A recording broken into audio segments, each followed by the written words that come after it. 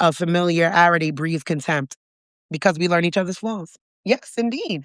So again, love is not the absence of conflict. Love is the willingness to stay oriented towards someone's good, even when the relationship is still unfolding. You like that? See how I brought that back? Yeah. So in the aspect of, I've had conflicts with some of the people that were here at the party, but I'm always orienting to someone's good. I'm always believing in the good of people. Again, that does not mean that people get the access to me, right? That's where your boundaries are going to come from. But I'm going to orient to the person's good, right? Like my ex cannot be all bad. He cannot. If he's all bad, then I need to sit down and question myself because there was 15 years and 3 children, and all of them were playing except Shady. She's our souvenir from Florida. But I'm always going to orient to the good of someone. I am going to believe that there is something there. Remember, I told you guys about my tattoo, right? The task is not to seek for love, but to seek the barriers that we built within ourselves against it. So I'm always looking for what are the barriers to a relationship. Okay, I might be the barrier in the relationship between him and his children. That's uncomfortable, isn't it? Right? Like, I don't want to talk to this bitch. I don't want to see her. I don't like her no more. And that is a valid feeling for him to have. Okay. What can I do about that? All three of my children have their own phones. You don't ever have to talk to me. You could come and pick these kids up at the mailbox for all I care. But these are the things that we're going to have to assess and really look at. Peace free says, with the willingness towards repair when love is involved. Just as orienting to someone's good is so good. It really puts words to some conflict I've been having with my partner. I love that, right? And for me, it's that calling forth, right? I'm going to conjure the best version of you. And I don't know what the best version of you is in this moment, but I do know one thing. I'm going to always orient to your good. I'm going to do that, right? Like when I sent that message, I was like 9 times out of 10, he has me blocked on his phone. But this is a new Facebook, so he doesn't have me blocked there yet. I'm going to send it to him via Messenger, right? If he happens to see it, he's not like a social media person like I am. He doesn't live on there. If he happens to see it, I'm going to trust that this man is going to call. And he did. I oriented to his good. I trusted in the best version of him, in the version of him that I married and had children with, right? Even when I've seen the worst of him. And that is something that we have to learn in community. Being close to people, you're going to see the worst of them. You don't know why you're seeing the worst of them. You don't know what they're going through unless they're willing to share. But we are going to see the worst of people the closer we are to them.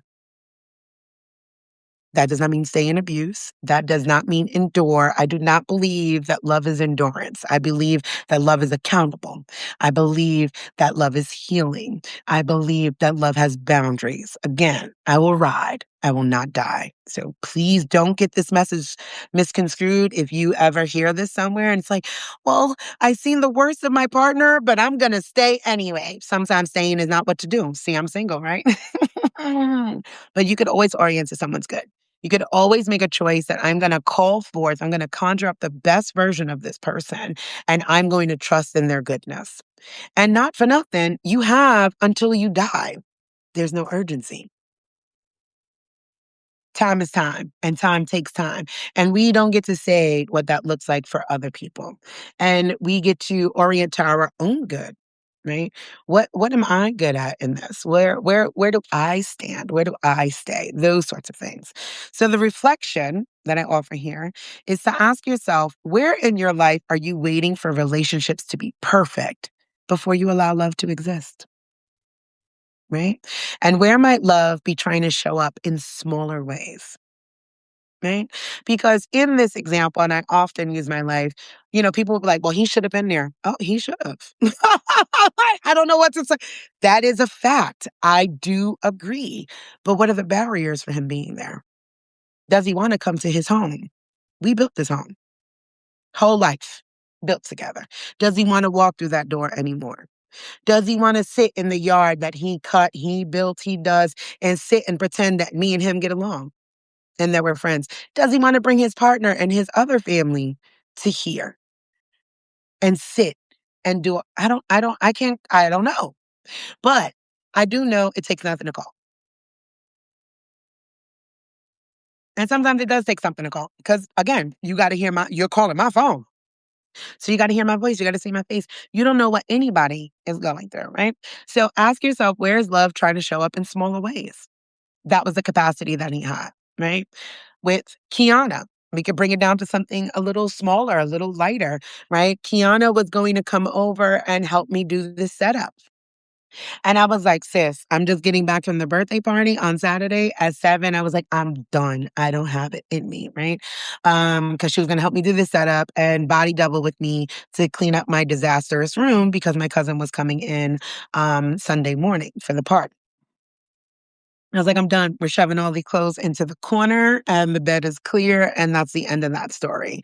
I don't have the capacity for it. She said, fine. The next day, she had her Sacred Sunday, right? Her own Wi Fi was messing up. So she had to kind of record it and reset it up. So she had all of these things.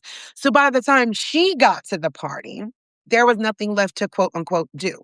Now, I could be resentful, right? But why? People have to show up in the capacity, right? Their love has to be. So she calls, she's like, what do you need? I was like, we need Pepsi because my mother-in-law loves Pepsi at a party. And I totally forgot about Pepsi at the damn party. I'm like, please bring Pepsi. Like, I'm like, bring Pepsi, bring Pepsi, bring Pepsi. She gets here just in time with Pepsi. We're able to sing the birthday song. She lights the candles and she does the cleanup. That's love showing up in smaller, different ways, in ways that you may not have expected. But when we put expectations